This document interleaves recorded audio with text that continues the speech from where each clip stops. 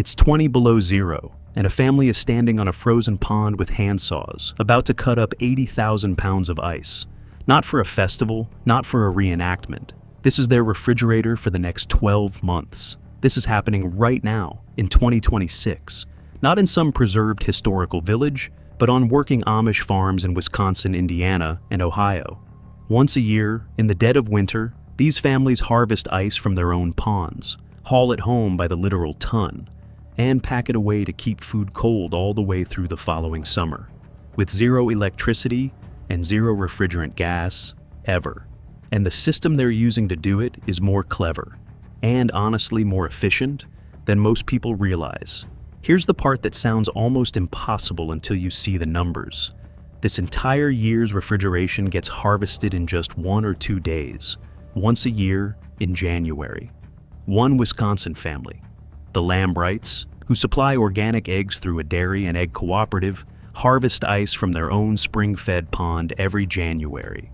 By the end of the harvest, their ice house holds about 80,000 pounds of ice. That's 40 tons from one pond in a couple of days. And it's not a solo job. Families work together, sometimes 4 households sharing a single day's harvest, since ice harvesting only happens once a year, and the window of cold enough weather doesn't last long.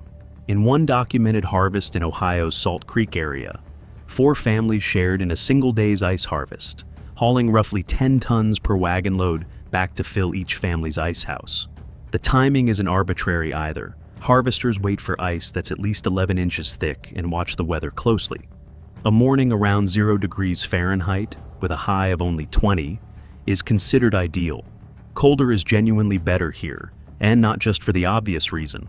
As one Wisconsin farmer explained, the colder the air, the higher the quality of the ice, and the easier it is to handle once it's out of the water, because water dripping off a freshly cut block instantly freezes on contact with sub-zero air, which actually makes the blocks easier to stack without sticking, no sawdust needed in between. So, how do you actually turn a frozen pond into refrigeration? Let's walk through it. Step 1. Clear and cut. The snow gets scooped off the surface first, then a large opening is cut using either a horse-drawn plow rig, a tractor-mounted circular saw, or, increasingly, a custom chainsaw blade built specifically for cutting ice, powered by a small gas engine through a belt system. Step 2. The hand-cut grid. From that initial opening, harvesters use long hand saws, some 6 feet long, to score the ice into a grid of blocks, typically in the range of 22 inches square, though sizes vary by community and the specific harvest. Each block, once cut, weighs somewhere between 50 and 300 pounds depending on ice thickness and exact dimensions. Some accounts describe individual blocks of 60 to 80 pounds. Others describe far larger sections in the hundreds of pounds. Step 3. Float, hook, and lift. Once a block is fully cut free, it's floating loose in the open water.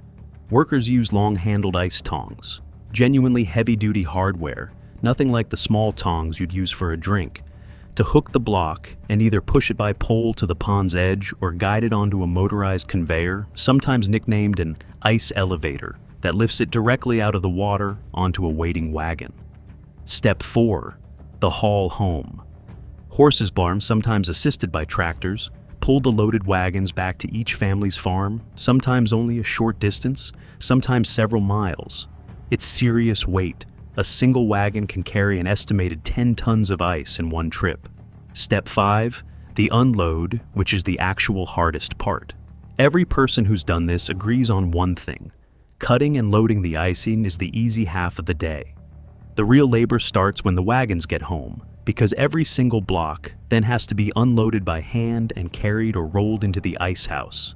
And counterintuitively, harvesters prefer the coldest possible day for this part too, because if the ice doesn't melt at all during handling, gloves and clothing stay dry, which actually makes the brutally cold work more bearable, not less. Here's the part that actually answers the question everyone's wondering: how does ice cut in January survive a hot July? The answer is almost entirely about insulation, not refrigeration technology. The classic Amish ice house is a small, heavily insulated wood structure, sometimes no bigger than a garden shed, sometimes attached directly to the farmhouse, built with walls that can run over 2 feet thick in some designs. One documented ice house on a farm in Ohio had walls a full 32 inches thick. Inside, the technique is consistent across nearly every community. Blocks are stacked as tightly as possible to minimize air gaps, and then packed with sawdust, sometimes up to 12 inches of it lining the floor and interior walls, according to a 1928 USDA Farmers Bulletin that documented the technique even back then. The sawdust isn't decorative.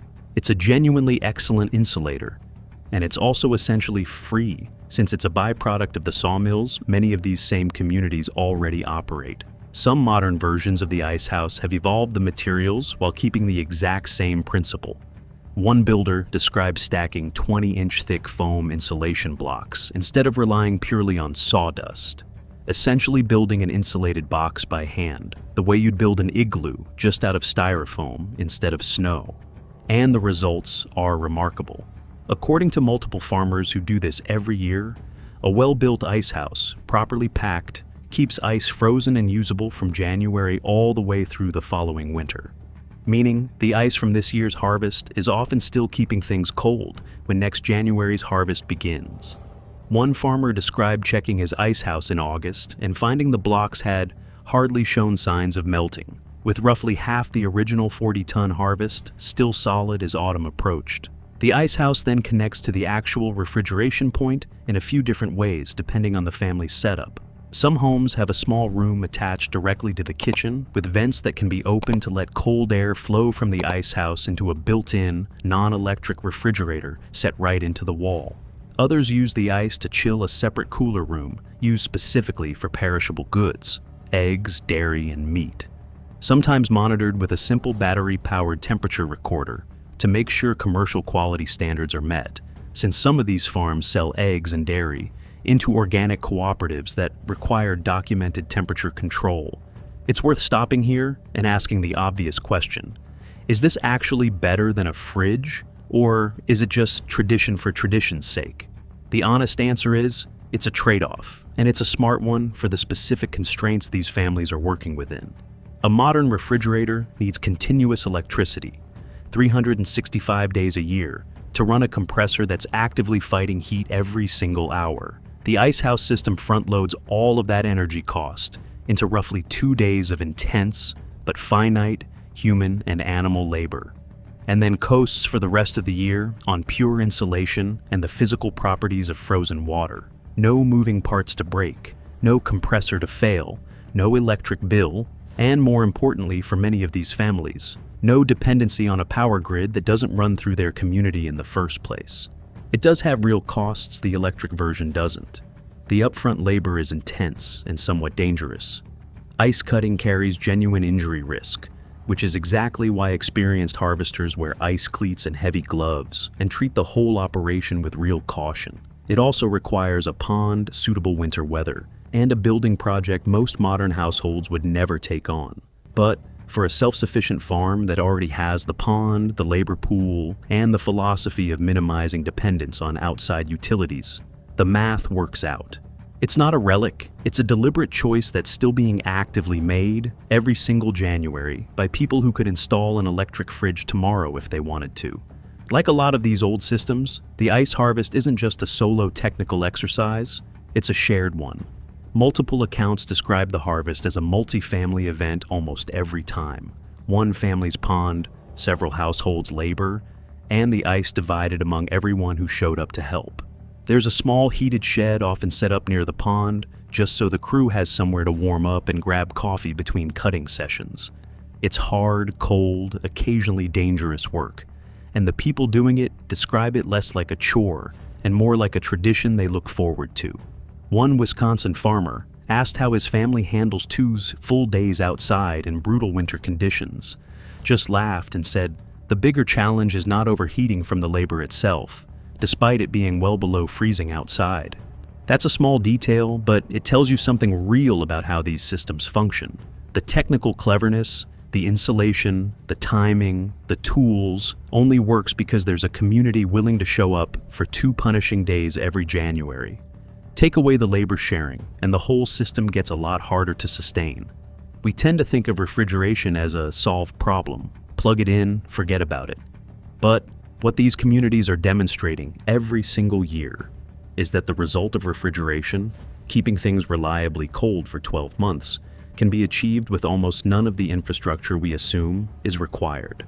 No grid, no compressor, no refrigerant chemicals, just water, cold air, sawdust, and 2 days of hard shared labor.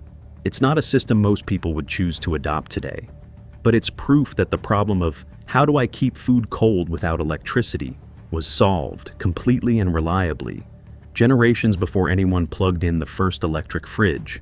And that solution is still quietly running, full scale, on working farms right now. If you want more breakdowns of the real systems these communities use to live well outside the modern grid, the actual mechanics, not just the folklore, subscribe, because that's exactly what this channel is built around. And if there's a specific off-grid system or old world technique you want me to dig into next, tell me in the comments. I read everyone. Thanks for watching.